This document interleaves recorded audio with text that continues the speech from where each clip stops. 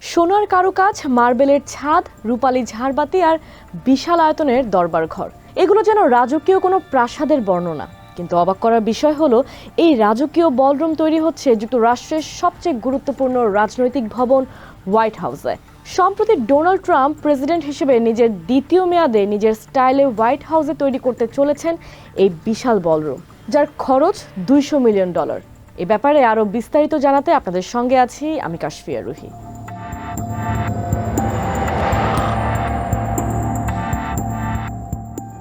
নতুন বলরুমটির আয়তন হবে প্রায় 90,000 বর্গফুট, যেখানে একসঙ্গে 650 জন অতিথির বসার ব্যবস্থা থাকবে। যেখানে বর্তমানে হোয়াইট হাউসের সবচেয়ে বড় আনুষ্ঠানিক কক্ষ ইস্ট রুমে বসতে পারে মাত্র 200 জন। এই বলরুম রাজকীয় কিন্তু ঐতিহাসিক নান্দনিকতা এবং হোয়াইট হাউসের স্থাপত্য শৈলীর সঙ্গে সামঞ্জস্য রেখে তৈরি হবে। এখন যে কোনো ব্র্যান্ডের পুরাতন এসি বদলে নতুন ওয়ালটন এসিতে উপভোগ করুন 25% ছাড়। 2029 সালের জানুয়ারিতে ট্রাম্পের মেয়াদ শেষ হওয়ার অনেক আগেই এটির নির্মাণ কাজ শেষ হবে বলে আশা করা হচ্ছে। অবশ্য খরচের হিসাব নিয়ে কিছুটা ধোঁয়াশা থেকেই যাচ্ছে। এই বলরুম তৈরিতে কোত্থেকে অর্থ আসছে সে বিষয়ে এখনও কোনো স্পষ্ট তথ্য জানানো হয়নি হোয়াইট হাউস থেকে।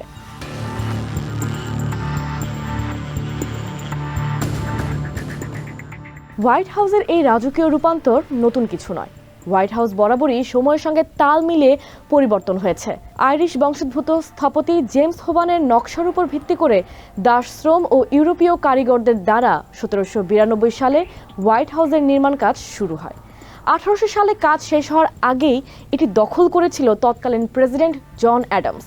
এরপর 1812 সালের যুদ্ধের সময় ব্রিটিশ বাহিনী ওয়াশিংটন আক্রমণ করে এবং 1814 সালের অগাস্টে আগুন ধরিয়ে দেয় হোয়াইট হাউসে। এর পরপরই প্রেসিডেন্ট জেমস ম্যাডিসনের অধীনে আবার নতুন করে নির্মাণ করা হয় ভবনটি।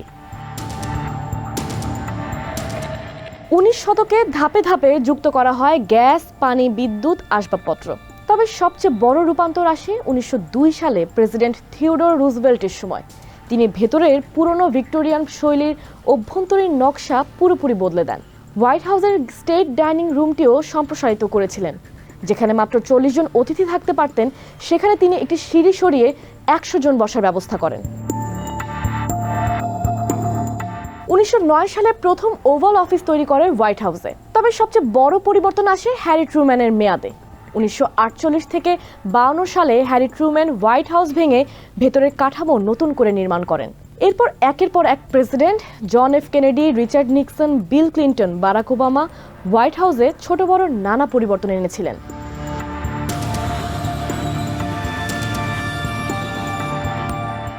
ট্রাম্পের এই বলরুম নিয়ে মানুষের যেমন আগ্রহ আছে, তেমন বিতর্কও রয়েছে। কেউ বলছেন এটি হোয়াইট হাউসের একটি উন্নত সংস্করণ হবে, যেখানে বড় বড় রাষ্ট্রীয় অনুষ্ঠান বা বিদেশি অতিথিদের অভ্যর্থনা হবে আরও জাঁকজমকপূর্ণভাবে। ট্রাম্পের সমর্থকরা এটিকে রাষ্ট্রীয় মর্যাদা বাড়ানোর পদক্ষেপ হিসেবে দেখছেন। কিন্তু অনেকেই বলছেন, যখন দেশে জরুরি অনেক কাজ বাকি, তখন এই ধরনের বিলাসবহুল সাজসজ্জা একেবারে অপ্রয়োজনীয়।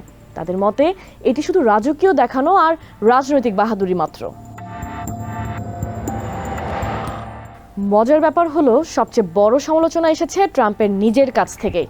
কারণ মাত্র এক সপ্তাহ আগেই তিনি ফেডারেল রিজার্ভের একটি ভবন সংস্কার প্রকল্প নিয়ে সমালোচনা করেছেন, যার খরচ ছিল $2.5 বিলিয়ন। তাই এখন অনেকেই প্রশ্ন তুলছেন, যে ব্যক্তি খরচ নিয়ে এত আপত্তি তোলেন, তিনি নিজে কেন বলরুমের পেছনে এত খরচ করছেন।